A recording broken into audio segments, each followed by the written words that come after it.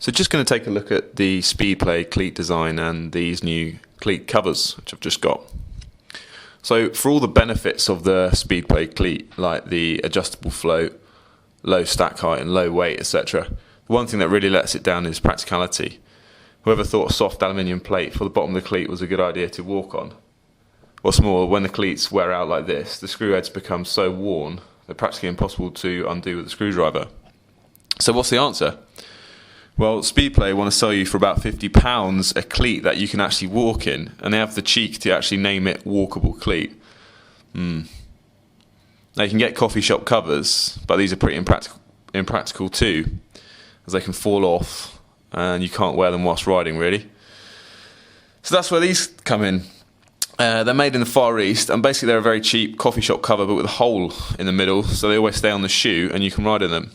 And so far they've been great. They stop the wear on the bottom of the cleat plate and keep the muck out of the cleat spring, which as you can see needs a little Teflon lube every now and again to keep it loose. Unless you want to pull up to the lights and not be able to unclip, that is.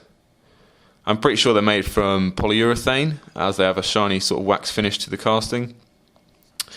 And on the inside you can even see some of the machining marks left from the CNC moulded tool. They do actually lock quite well over the cleat, and I haven't had them fall off at all. But you could always glue them on with a bit of epoxy if you really wanted to be sure they weren't going to come off when you're walking around in them. Just on another note, I mean, which Speedplay should you buy? I mean, the stainless, the chrome alloy, or the titanium? Well, for me, first of all, I think not the titanium and not the stainless steel. I'd go for the chrome alloy ones every time. The titaniums have a rider weight limit, and titanium has around half the stiffness of steel. So for the same size axle and the same material thickness, titanium is actually a lot weaker, which is why there's a weight limit. And the weight savings are minimal as well. And secondly, I don't think the stainless are worth it either.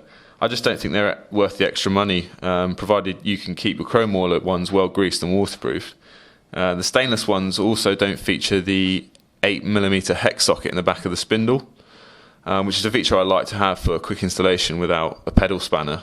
If you ever go away and you've forgotten your pedal spanner, 8mm Allen key will do the job. And just remember also, if they ever start spinning too freely, just have them apart and grease them up. Really easy to do.